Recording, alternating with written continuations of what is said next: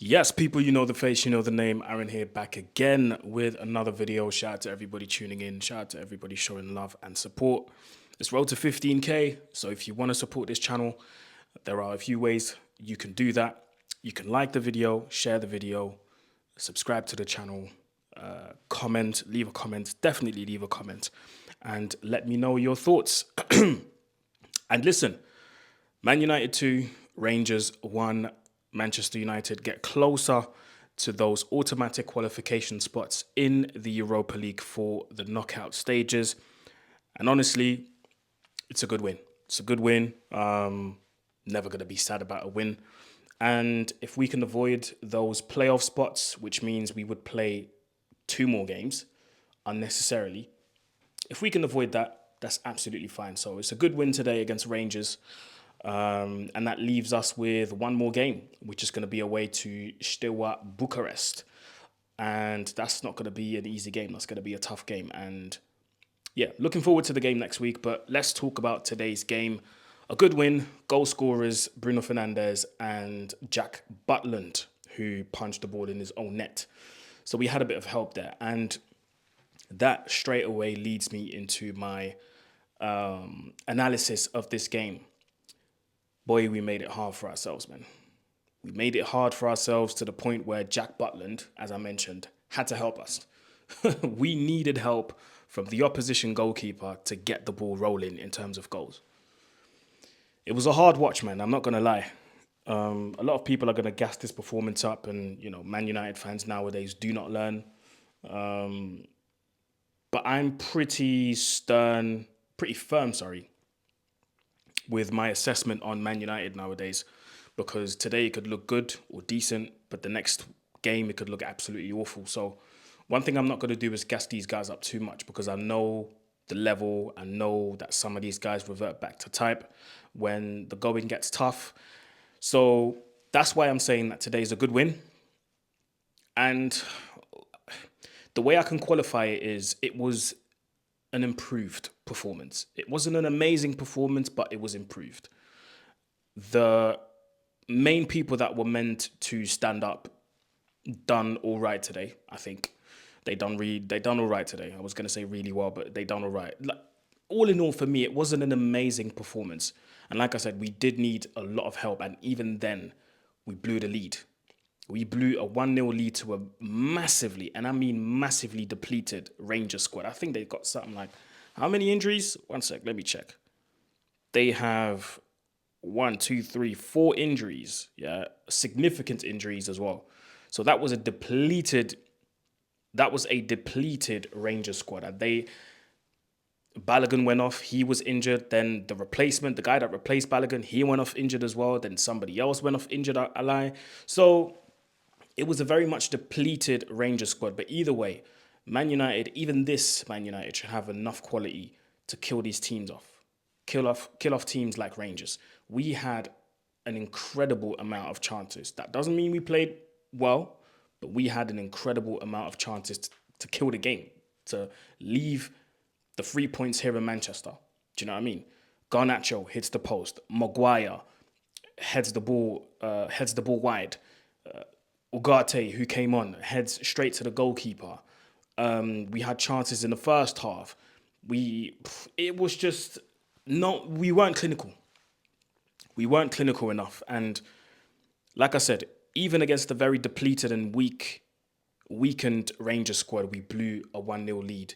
If it wasn't for that Bruno winner towards the end and that fantastic cross from Lisandro Martinez, we would be talking about a completely different game here and probably another embarrassment. And I have to say, the performance levels, again, were improved, but they weren't amazing. They weren't great. Because guess what? You do this against Fulham on Sunday, they will kill you off. Guaranteed. Today it was Rangers. You can get away with it. But not on Sunday against Fulham. Away from home as well. You're not going to get away with that. So the performance levels need to be raised massively on Sunday. I don't know how these people are going to do it. I don't know how Amarim's going to do it. I don't know if the players are going to do it, but the performance levels need to be raised massively. Absolutely massively. The starting lineup was kind of surprising to me. The double pivot, or not double pivot, but the pivot was changed. Instead of Ugarte and Maynor, it was Toby Collier and Ericsson. And I actually think they done all right, both of them. I think Toby Collier, it was good to see him for such a long time, for that amount of minutes that he played. And I thought he done all right, man. Maybe bar that one ball that he lost in the first half, which led to a Rangers chance. I think he done all right, man. I think he done all right, and I would like to see more of him. I think he's got a very bright future ahead of him, but he needs to be nurtured, and he needs to be taken care of in the right environment. And I'm talking about the teammates and whatnot, the right team. I thought that Ericsson done quite okay as well. You know, it's not very often that we see a good Ericsson game, but that's because, you know, he doesn't have the legs anymore. So he has to play one game, then be benched for 2, 3 games, and then come back into the squad. But it was all right today from Ericsson. I thought he was all right. I thought Xerxes done all right as well. Done all right. I thought Ahmad, that was probably not his best games. I thought at times he was a bit greedy because he could have, you know, given the ball to Xerxes, who 2 or 3 times in a row was in better positions than Ahmad himself. But Ahmad chose to drift inside and try and shoot. I thought Garnacho, he looked lively. I thought he looked lively, and obviously with the Chelsea links, you know, flying around, you could tell this was somebody that wanted to prove himself and wanted to unofficially introduce himself to the Chelsea fans like, yo, this is what I can do. To the point where sometimes it looked a bit selfish as well, you know, always trying to take people on, not always making the right decisions. And then he had that golden opportunity, but then he hits the post. He had a shot straight at the goalkeeper in the first half, then a shot straight at the goalkeeper in the second half. Then he had a shot in the first half over the bar. So yeah, he looked okay. He looked okay. And I know a lot of people, a lot of United fans are going to look at this Garnacho performance and get absolutely fooled and say, how on earth are we letting Garnacho go? Please, personally, yeah, I feel like a lot of United fans are overreacting when it comes to this Garnacho story. Listen, we've lost better academy products. Sorry, we've lost better academy prospects, I should say, than Garnacho. We've lost people like Danny Welbeck. We've lost people like Andreas Pereira. We've lost countless academy graduates who burst onto the scene, played a substantial amount of minutes in the first team, and then got sold. Way better players. So I'm not going to sit here and cry over Garnacho because he's a master at looking lively. He's a master at looking lively, but that doesn't necessarily mean that there's quality attached to that. Do you know what I mean? And today was that case. He looked lively, cool. But was there any real quality attached to that liveliness? No, not for me. So as far as I'm concerned, he done all right today. Price probably gone up a little bit.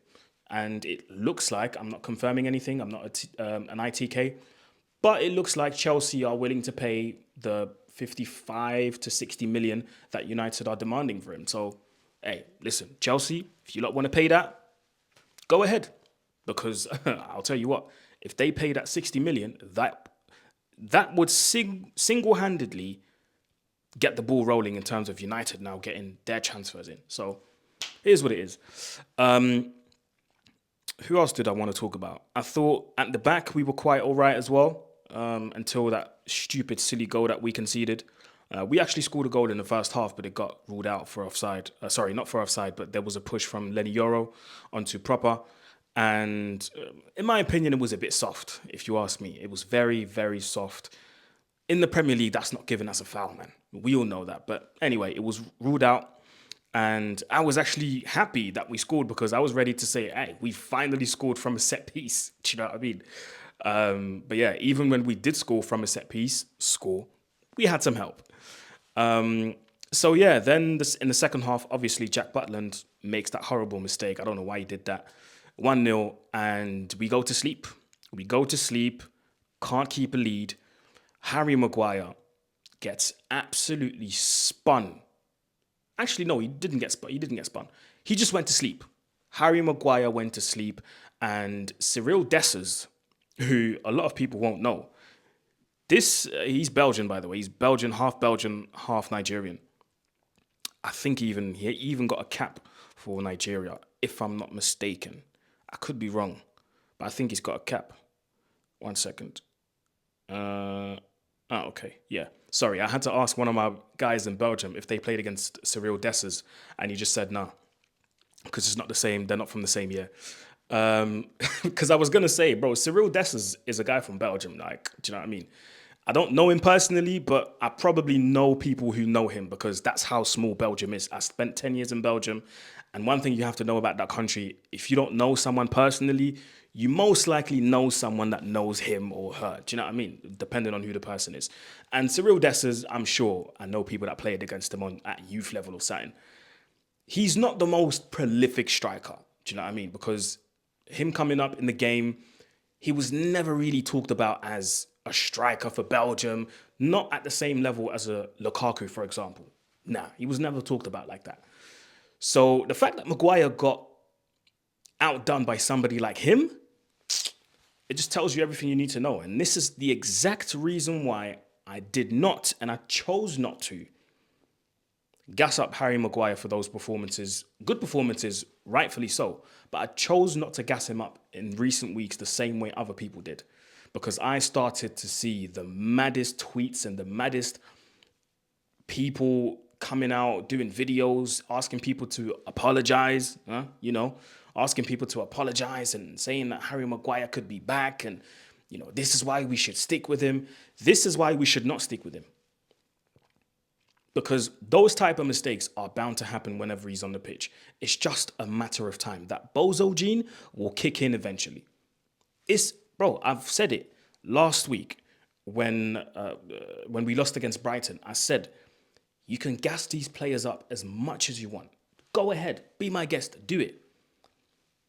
But the below average level that these players have will eventually show up. Sooner or later, it will show up.